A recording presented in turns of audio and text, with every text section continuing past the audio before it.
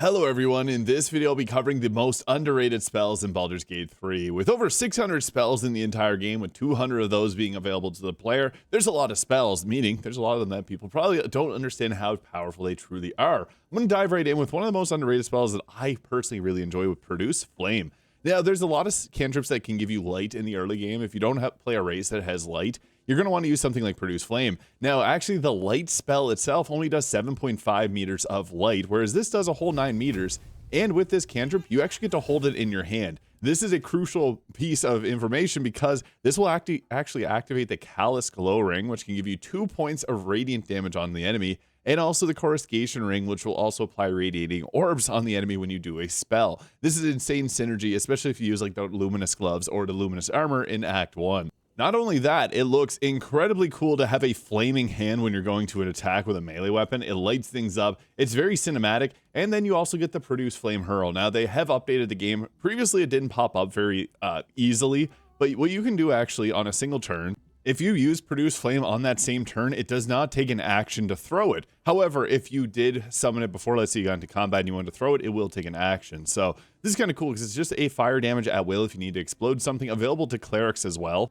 And even better, this is an attack roll. So if you're playing a Shadowheart and you're finding you're never hitting any of your Sacred Flames, maybe try Produce Flame. Now, I do want to quickly mention other cantrips. Saying Guidance, a lot of you are probably like, duh, this is a great cantrip, but I've actually had people say they never play with Guidance. So if you've never used it, this is your sign to try it out. It's a really good cantrip, adding a 1d4 bonus ability checks. This is only outside of combat. I know there's some people that just like the combat cantrips, but this is a useful one. And if you do like offensive cantrips, Bone Chill is extremely good in Acts 2 and 3 because this will stop the target from receiving healing. And it also has a secret effect. So if there's a shapeshifter that changes, they get a new health bar whenever they change out of their shapeshift form.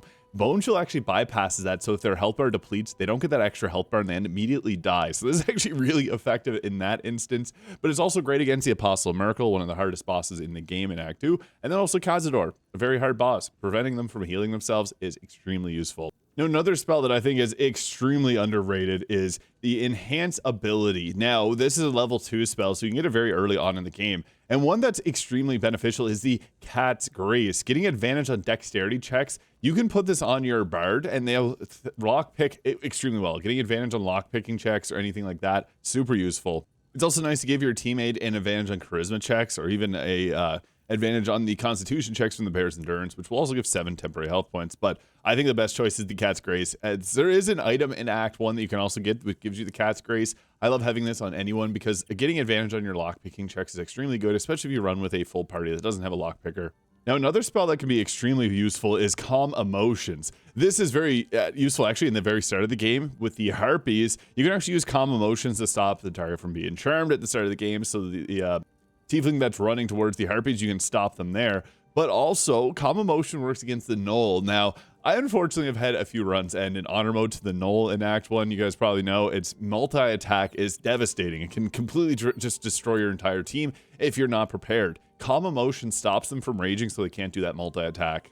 Now, a cantrip that is extremely useful that I know a lot of people like using, but I'm still going to mention it here anyways, is Command. This is the best level 1 spell, one of the best level 1 spells, one of the best level 2 spells, one of the best level 3 spells, and onwards, because this essentially takes an enemy out of the fight without a concentration. This is great. If you have someone that specializes in like enchantment spells, like if you got a Bard or a Paladin, with things like Hold Person, you're going to hold your concentration on that, and then use things like Command to control more creatures. Even crazier with the Band of the Mystic Scoundrel, which lets you use illusion and enchantment spells as a bonus action. So you can basically just command a group of enemies. And the thing is, you can upcast this. This is a very bursty option, but it's such a good spell at later levels, and one that you should probably use throughout the entire game due to how good it is. I also want to mention Sanctuary. This is a spell that, I know some people don't like the spells that don't deal damage, but you or an ally cannot be targeted until you attack or harm a creature, and you can still take damage from area effect spells. But what's super useful about this is for the majority of the game, you're not going to encounter like Fireball or Volley, which is an annoying one in Act 3. But with Sanctuary, you can basically pop this down on someone as a bonus action to keep them safe. Because now whenever they have 10 turns of Sanctuary where they just cannot be targeted by attacks, this is very useful because you can use this basically as like a get out of jail free card if you have a wizard that's getting beat up. There's many NPCs you got to protect like Isobel, and you can use this just to keep them a little bit more safe. However, there's another option that we have on here, which we'll get to. But yeah, Sanctuary, fantastic. No, other spell I want to mention because it is extremely useful in certain situations. Tasha's Hideous Laughter. In Honor mode, it can bypass legendary resistance, which gives enemies a +10 to their saving throws. It doesn't, like, that'll work against a lot of crowd control spells, but Tasha's Hideous Laughter does not end up getting hit by that. So it's an extremely useful spell. It's not going to hit on, like, wisdom characters, but you can sometimes get lucky with it, and this just gives you advantage on attacks against them, so you're more likely to hit critical hits. It's really useful just to take an enemy out of combat, and it's another enchantment spell which can be cast as a bonus action, but yeah, a very useful one in Honor mode. Now, I meant to mention Minor Illusion earlier, but this is a great combo. Greater Invisibility. If you got passed with a trace from a ranger cast on you and this, you're basically, they won't find you. So basically the strategy here is to go into Greater Invisibility here, which then lets you be not seen. You can use the Minor Illusion to basically kite a bunch of enemies around. If you're doing any type of sneak related stuff, if you're playing as a Dweogar, Minor Illusion's fantastic to take because this can basically, like, if you need to go around and go somewhere, yeah, you can use the little spectral cat there to just draw everyone's attention away while you sneak the other way. This is useful in so many different situations, and yeah, I also want to give a shout out to Pass with a Trace alongside the Greater Invisibility because it's really good. I'm also going to give a shout out to Create or Destroy Water. This will double cold and lightning damage. It's kind of the meta of the game. However, if there's invisible creatures, you can also cast this. And it's also great because this won't aggro. You can just drop down the rain on people. They'll just be a little bit upset, but then they'll be wet for 3 turns, so they take double cold or lightning damage. This is especially powerful if you have a Tempest Domain Cleric multi-class to get Chain Lightning, so they can max roll Chain Lightning. It becomes obviously pretty crazy, but yeah, that's very powerful. And another, I guess, shout out to Mage Hand because they can also throw water bottles. So what you can do is summon in your Mage Hand here, and you can drop things as a free action. So if there's a water bottle around, you can go grab the throw action here, and then you can throw it and then get more people wet to be able to deal more damage. And this is something you can do without taking up your action because you can summon in a Mage Hand before you get into combat. I guess also chain off of that, Glyph of Warding. This is a underrated spell. Some people don't like using it. Just think of it like it's a fireball. It can do a 5d8 of fire damage, lightning damage, or cold damage, which is really interesting when you throw it into the mix with something like a water bottle. Now, the Glyph of Warding, yeah, it exploded there. But it can also create surfaces if you create water set up here, as you can see. All right, so that was unfortunate, but yeah, we made a big mess of ice. Yeah, great. Now, if you want something a little bit less chaotic, what's great about Glyph of Warding is if you're a half-elf, you can use the Glyph of Warding Sleep and actually drop this down because you won't actually get hit with the sleep explosion. So this can be extremely useful to just be able to drop down, put a bunch of enemies to sleep for 2 turns, which is huge. Then you get a free crit against them.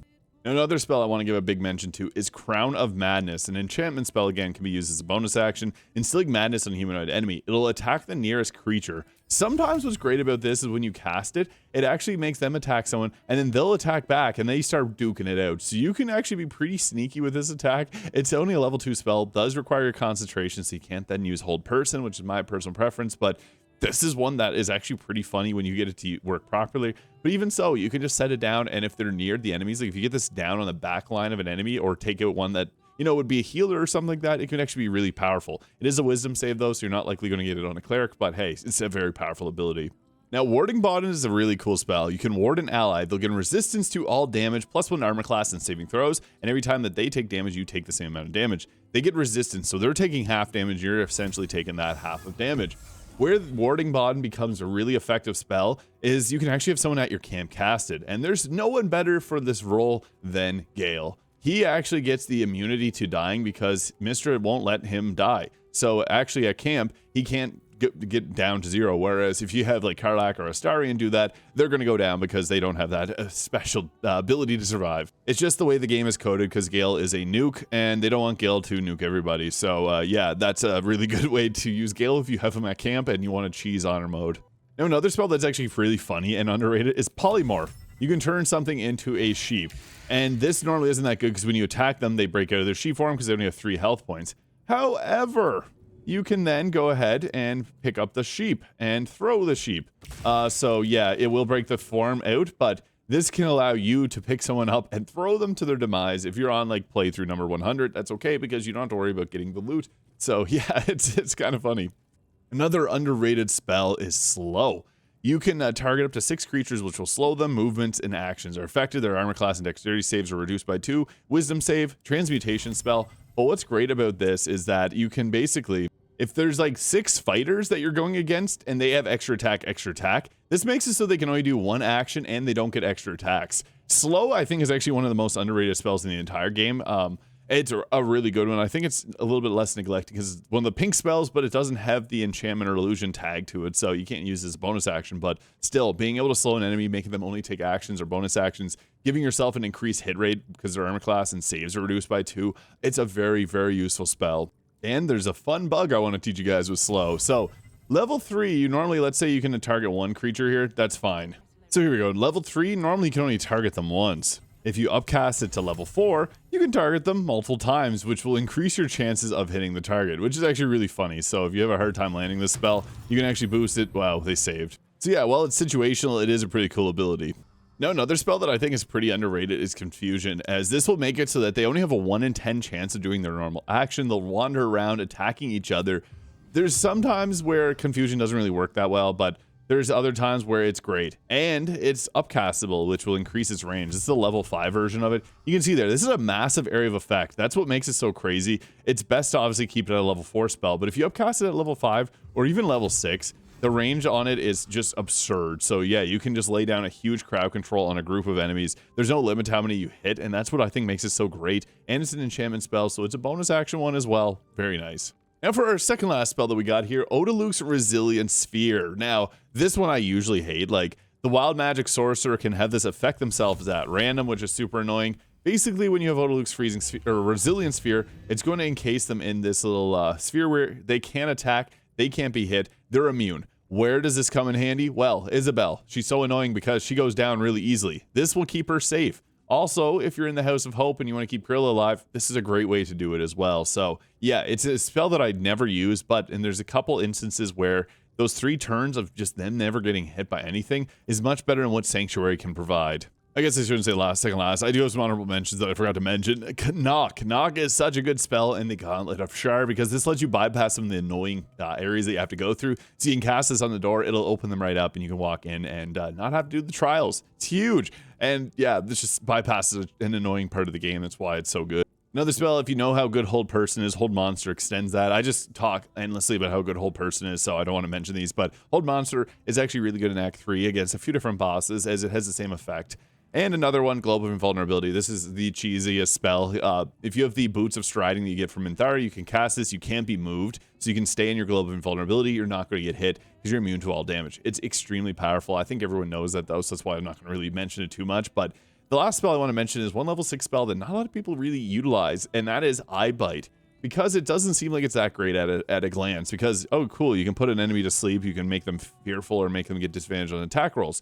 The sleep one is really good because when you use sleep, basically you can drop this down, put an enemy to sleep, and then what's great about sleep is anytime that you do an attack against a sleeping enemy, it's going to be a nice free critical hit, so you can get that easily just on an enemy. But the beautiful part about Eyebite is you hold the concentration for 10 turns. So that means you get sleep, and it just immediately puts enemies asleep multiple times per turn, which is extremely powerful. And the reason I wanted to mention this is it's a Mystic Arcanum for the Warlocks, so they get access to this spell.